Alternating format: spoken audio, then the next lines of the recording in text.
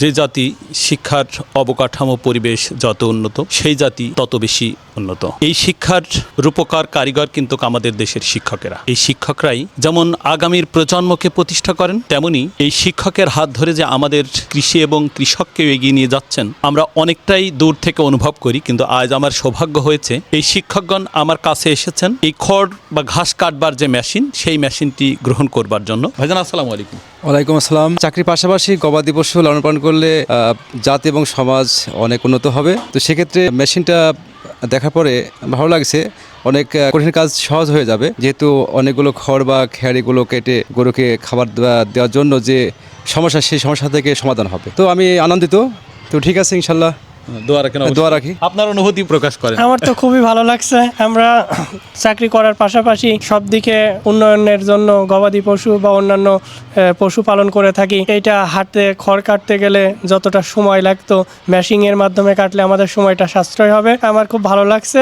ভবিষ্যতে আমরাও চেষ্টা করব নিজেরা গবাদি পশু পালন করব এবং এই ধরনের মেশিন নিজেরা কিনে সময়টা সাশ্রয় করব। আপনাকে অনেক ধন্যবাদ। আমরা বাংলাদেশের কৃষক সমাজ সম্পর্কে অনেক ধারণাই আমাদের বাস্তব জ্ঞানে লক্ষ্য করে থাকি। আমাদের দেশ যে কৃষির উপরে সার্বিকভাবে নির্ভরশীল, সেই দৃষ্টিকোণ থেকে আমরা যদি লক্ষ্য করি, আমাদের দেশের যে শিক্ষক সমাজ আছে তারা মানুষ গড়ার কারিগর। এই আগামী প্রজন্মকে সৃষ্টি করতে হলে আমাদের দেশের অর্থনৈতিক অবস্থার যে উন্নতি দরকার সেটা আমাদের এই শিক্ষক সমাজ আজ বুঝে উঠতে পেরেছে। এবং সেই সাথে সাথে আমার এলাকার ছোট ভাই স্বপন এই কৃষক এবং কৃষিকে উন্নত করার জন্য তার অক্লান্ত পরিশ্রমের মাধ্যমে একটা বিরাট প্রতিষ্ঠান গড়ে তুলেছেন। সার্বিকভাবে চিন্তা করতে গেলে আমাদের বাংলাদেশের কৃষিরই একটা উন্নতি সাধন হবে বলে আমরা মনে করি। শিক্ষকতার পাশাপাশি কৃষক এবং কৃষিকে এগিয়ে নেওয়ার জন্য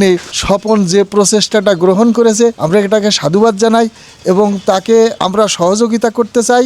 আমাদের পরিশ্রমের ভিতর দিয়ে বাংলাদেশের অর্থনৈতিক অবস্থাটা আরও যাতে চরম শিখরে যেতে পারে, সেই কৃষিকে উন্নত শিখরে নিয়ে যাওয়ার জন্য এই শিক্ষক সমাজ এবং স্বপনের মতো মানুষ যদি এই সমাজ থেকে আরও এগিয়ে আসে, তাহলে আমার মনে হয় কৃষি নির্ভর বাংলাদেশ ভবিষ্যতে আমাদের শিক্ষক সমাজ, আমাদের ব্যবসায়িক সমাজ এবং আমাদের দেশের যে প্রাণ কৃষক তারাও উত্তর চরম শিখরে উন্নত হবে বলে আমি বিশ্বাস রাখি। তাই স্বপনকে আবারও ধন্যবাদ জানিয়ে আমি শেষ করছি। আল্লাহ হাফেজ। অসংখ্য ধন্যবাদ বড় ভাইকে। দিনকে দিন আমাদের দেশে কৃষির সঙ্গে যুক্ত মানুষের সংখ্যা কিন্তু ব্যাপকভাবে কমে যাচ্ছে। আমরা পরিসংখ্যান জানি যে আজ থেকে 24 বছর আগের একটি পরিসংখ্যান যে সরাসরি কৃষির সঙ্গে যুক্ত মানুষের সংখ্যা ছিল 42%। বর্তমান সময়ে কৃষির সঙ্গে যুক্ত মানুষের সংখ্যা 20%-এর নিচে। এই যে 22 বছরের ব্যবধানে 20% মানুষ কমে গেছে, এভাবে যদি কৃষির সঙ্গে যুক্ত মানুষ কমে যায় তাহলে কিন্তু বাংলাদেশের জনসংখ্যাকে একটি দুর্বিষহ সময় পার করতে হবে। আর এই শিক্ষকরা যদি বিভিন্ন রকম যন্ত্রপাতির সঙ্গে যখন যুক্ত হয় বা অনুপ্রেরণা দেয় তখন কিন্তু কৃষক আরো উজ্জীবিত হয়। ভাইজান আসসালামু আলাইকুম। ওয়ালাইকুম আসসালাম। আপনি তো মেশিনটি গ্রহণ করলেন। জি আমি চিন্তা করলাম যে শিক্ষকতা করার পাশাপাশি কিছু একটা করব। তো দেখলাম যে সময়টা আমার হাতে থাকছে, ওই সময়টা আমি গরু পালন করব। তো সেই চিন্তা থেকে গরু পালন শুরু করেছি এবং ইনশাল্লাহ আমি যে গরু পালন করছি তাতে আমি মনে হচ্ছে লাভবান হচ্ছি। তো যেহেতু চাকরি করি, এই চাকরি করার পাশাপাশি আমার একটু সময় কম থাকে, যেহেতু আমার 10টার আগে স্কুলে ঢুকতে হয় এবং 4টায় বের হতে হয়, আমার এই হাতে ঘাস কাটাটা একটু সমস্যা হয়ে যাচ্ছে। তাই আমি চিন্তা করলাম যে একটা মেশিন কিনবো। আমি ফেসবুকে অনেক দেখেছি আরাফাত ইঞ্জিনিয়ারিং এ এই মেশিনটা পাওয়া। তো যখন বাড়ির কাছে খবরটা পেলাম তখন আমি আমার স্যারদের নিয়ে দল বলে ভাইয়ের আরাফাত ইঞ্জিনিয়ারিং এ চলে আসলাম। আমি যেটা পছন্দ করেছিলাম বা আগে থেকে পছন্দ ছিল সেইটাকে ওভারটেক করে আমার স্যারেরা আমাকে সাজেস্ট করলেন যে এই মেশিনটা নিতে হবে।